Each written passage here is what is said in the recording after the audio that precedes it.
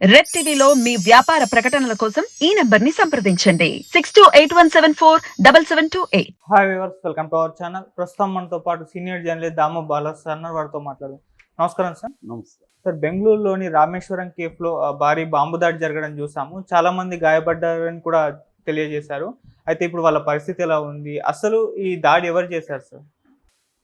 బెంగళూరులో Rameswaram cafe very popular. అది ఈ మధ్య హైదరాబాద్లో కూడా ఓపెన్ చేశారు.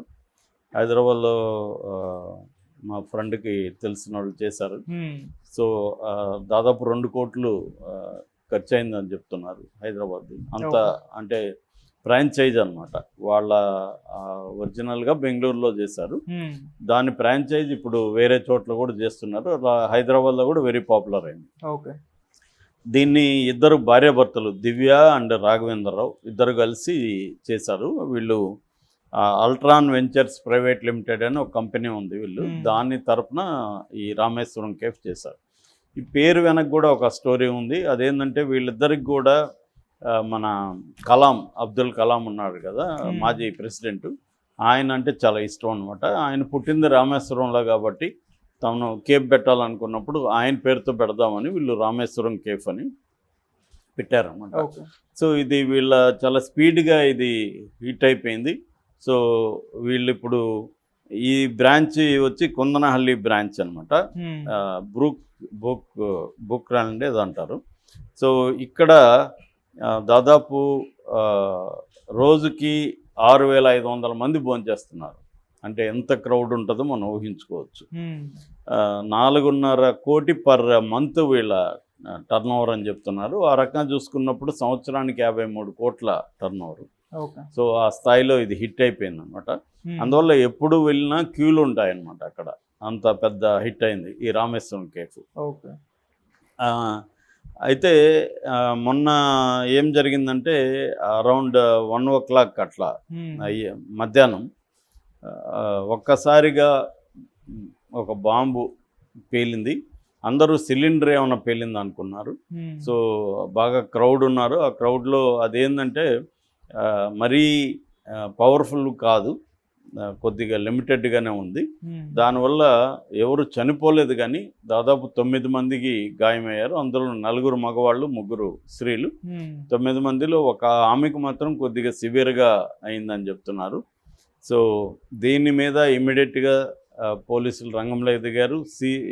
సిసిబి అంటారు. సిసిబి అంటే సెంట్రల్ క్రైమ్ బ్యూరో దిగింది. తర్వాత ఎన్ఎస్జి కమాండోస్ వచ్చారు, నేషనల్ సెక్యూరిటీ కమాండ్స్. తర్వాత ఎన్సిటిఎస్ అంటే నేషనల్ కౌంటర్ టెర్రరిజం స్క్వాడ్ వాళ్ళు దిగారు. ఎన్ఐఏ కూడా నేషనల్ ఇన్వెస్టిగేషన్ ఏజెన్సీ ఎన్ఐఏ వాళ్ళు కూడా దీని మీద చేయడం మొదలుపెట్టి ఇట్లా మల్టిపుల్ ఏజెన్సీస్ దీని మీద ఎంక్వైరీ చేస్తున్నారు. సో ఇప్పుడు దాంట్లో పేలింది వచ్చి ఐఈడి అంటారు. ఐఈడి అంటే ఇంప్రొవైజ్డ్ ఎక్స్ప్లోజివ్ డివైజ్. దాన్ని ఒక వ్యక్తి హ్యాట్ పెట్టుకొని, మాస్క్ వేసుకొని, మఫ్లర్ వేసుకొని ఉన్న ఒక వ్యక్తి టచ్ చేసుకున్నాడు. అతను రవ్వ ఇడ్లీ ఆర్డర్ ఇచ్చి రవ్వ ఇడ్లీ తిన్నాడు. దాని తర్వాత బ్యాగ్ని తీసుకొని వెళ్ళి ఒక దగ్గర పెట్టాడు. అంటే అతను ముందే టైమర్ పెట్టినట్టుగా తెలుస్తుంది. ఆ టైంను చూసుకొని అక్కడ ఉండి కాసేపు టైమర్కి పేలడానికి ముందు అతను బయటికి వెళ్ళిపోయాడు. వెళ్ళిపోయిన కాసేపు తర్వాత అది పేలింది. సో ఇది జరిగింది. బేసిక్గా ఆమె ఇమ్మీడియట్గా దివ్య ప్రకటన ఇచ్చింది, నేను బయట ఉన్నాను, నాకు విపరీతంగా కాల్స్ వస్తున్నాయి. తర్వాత మా స్టాఫ్కి ఫోన్ చేస్తే పేలుళ్ళు అన్నారు. ఫస్ట్ ఏమో నేను ఏదన్నా గ్యాస్ సిలిండర్ పేలైందా అనుకున్నాను, కానీ లేదు, కిచెన్లో కాదు, బయట కిచెన్లో ఎవరికేమి దెబ్బలు తగలలేదని చెప్పారు. లక్కీగా సిలిండర్లు ఉన్న ప్లేస్లో ఇది పేలలేదు కాబట్టి ప్రమాదం తగ్గింది, లేకుంటే చాలా సివియర్గా ఉండేది. ఏదేమైనా ఈ గాయపడిన వాళ్ళందరికీ నేను వైద్య ఖర్చులకి నష్టపరిహారం నేనే పే చేస్తాను అనేది కూడా ఆమె చెప్పారు. ఓన్ చేసుకున్నారు. మా హోటల్లో జరిగింది కాబట్టి ఇప్పుడు ఆ హోటల్ని సీజ్ చేశారు. మొత్తం సీజ్ చేసి దాని మీద ఎంక్వైరీ స్టార్ట్ చేశారు. ఇతను ఎవరు ఏంటనేది. అయితే పుకార్లు ఏమొస్తున్నాయంటే ఇతన్ని పట్టుకున్నారు అనేది వస్తున్నాయి. కానీ పోలీసులు దయానంద్ అని ఆయన సిటీ కమిషనరు స్టేట్మెంట్ ఇచ్చాడు ఈరోజు. ఆయన ఏం చెప్తున్నారంటే, మేము ఇప్పటివరకు ఎవరిని పట్టుకోలేదు, నలుగురిని అదుపులోకి తీసుకున్నాము, వాళ్ళని డౌట్ అంటే సీసీటీవీలో చూసాము, సీసీటీవీలో ఆ వ్యక్తికి దగ్గరగా ఉన్న నలుగురిని మేము ఐడెంటిఫై చేసాము, అయితే ఆ నలుగురు కాదని మేము నిర్ధారించుకొని వాళ్ళని వదిలేసాము, వాళ్ళ బ్యాక్గ్రౌండ్స్ అవన్నీ చూసి. ఆ నలుగురు ఆ టైంలో అక్కడ లేరు, వేరే చోట ఉన్నట్టు ఎల్వీస్ కూడా ఉన్నాయి, సో అందుకని మేము వాళ్ళని వదిలేసాము. ఇంకా still hunting is going on. ఒక 8 టీములు దీని మీద వర్క్ చేస్తున్నాయి అనేది చెప్పారు. దీని తర్వాత దేశవ్యాప్తంగా కూడా రెడ్ అలర్ట్, మన హైదరాబాద్లో కూడా రెడ్ అలర్ట్ ప్రకటించారు. ఇదేమన్నా తీవ్రవాదుల చర్యనా లేకపోతే ఎవరైనా ఇండివిజువల్గా చేశారా? మ్యాక్సిమం ఈ ఐఈడీలు వాడేవాళ్ళు దేశంలో టెర్రరిస్ట్ గ్రూపులు, నక్సలైట్లు ఇలాంటి వాళ్ళు వాడుతుంటారు అన్నమాట. అంటే ఆర్గనైజ్డ్ క్రైమ్ చేసే వాళ్ళే వాడతారు తప్ప ఎవరో ఇండివిజువల్కి ఇది అంత ఈజీగా దొరకదు. సో అందువల్ల ఇది ఒకవేళ ఏ గ్రూప్ చేస్తుండొచ్చు, ఇదేమన్నా టెస్ట్ చేయడానికి పెట్టారా అంటే, ఒక్కోసారి రిహార్సల్స్కి కూడా వీళ్ళు ట్రై చేస్తుంటారు.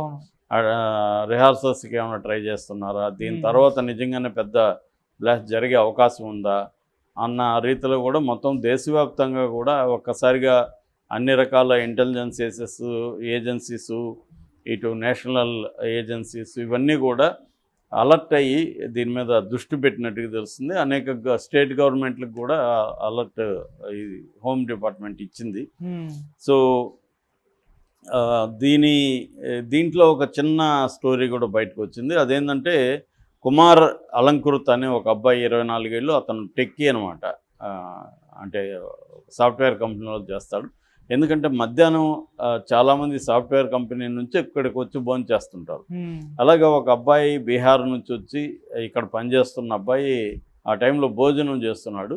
కరెక్ట్గా పేలడానికి కొన్ని సెకండ్ల ముందు వాళ్ళ అమ్మ నుంచి కాల్ వచ్చింది.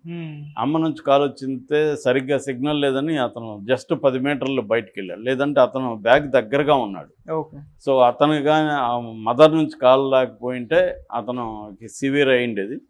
సో అతను 10 మీటర్స్ వెళ్ళి కాల్ మాట్లాడుతూ ఉండేసరికి ఇక్కడ పేలింది. అతను కూడా గ్యాస్ సిలిండర్ అనుకున్నాడు ఫస్ట్లో, తర్వాత చూస్తే తను ఎక్కడైతే కరెక్ట్గా నిలబడి తింటున్నాడో అక్కడే పేలింది. అతను ఒకసారిగా షాక్కు గురై మా అమ్మ నన్ను కాపాడిందని అతను సెంటిమెంట్లకి చెప్తున్నాడు. ఇలాంటివి అనేక స్టోరీలు బయటకు వస్తున్నాయి అన్నమాట దీంట్లో. సో జనరల్గా ఏంటంటే, మనకి ఈ మధ్యకాలంలో ఇటువంటి టెర్రరిస్ట్ యాక్టివిటీస్ అనేవి బాగా తగ్గాయి. అంటే మోడీ గవర్నమెంట్ చాలా ఎఫెక్టివ్గా టెర్రరిజాన్ని మన దేశంలో నిర్మూలించడానికి ఎఫెక్టివ్గా పనిచేస్తుందని మనం చెప్పచ్చు. అట్లాగే స్టేట్ గవర్నమెంట్స్ కూడా దీని మీద దృష్టి పెట్టాయి. సో యాంటీ టెర్రరిస్ట్ స్క్వాడ్స్ కానీ రకరకాల ఫోర్సెస్ దీని మీద వర్క్ చేస్తున్నారు.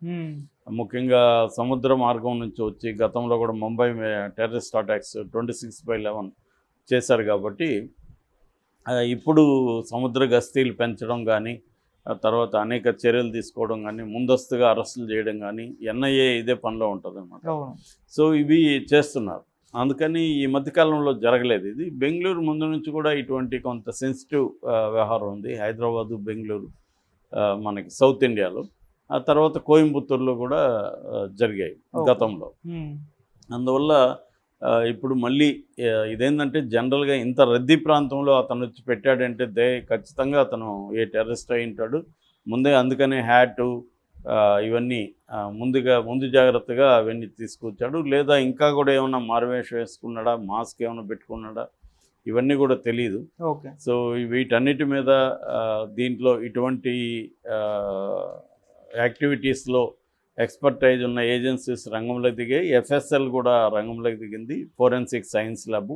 వాళ్ళు అక్కడ ఉన్న మెటీరియల్ అంతా కలెక్ట్ చేసుకున్నారు. ఆ బ్యాగ్ మీద కూడా ఏమన్నా ప్రింట్స్ ఉన్నాయా, అవేమన్నా ఇంతకుముందు మ్యాచ్ అవుతాయా ఎవరితోనైనా అనేది వాళ్ళు చూస్తున్నారు. అట్లాగే ఫేస్ రికగ్నైజేషన్ సాఫ్ట్వేర్ కూడా ఉపయోగిస్తున్నారు. ఈ సీసీటీవీలో ఉన్న దీంతో ఫేస్ రికగ్నైజ్ చేయడం ఏమన్నా జరుగుతుందా అని. సో అక్కడైతే అతను బయట వస్తున్న సీసీటీవీ విజువల్ అంత క్లియర్గా రెజల్యూషన్ లేదని చెప్తున్నారు. ఓకే. సో రెజల్యూషన్ ఉన్న దీన్ని ఆ ఏరియాలో అతను ఎక్కడి నుంచి వెళ్ళి ఉండొచ్చు, ఆటో ఎక్కడా లేకపోతే వెహికల్ ఎక్కడా, వేరే పర్సనల్ వెహికల్ ఏమైనా ఎవరైనా ఉన్నారా,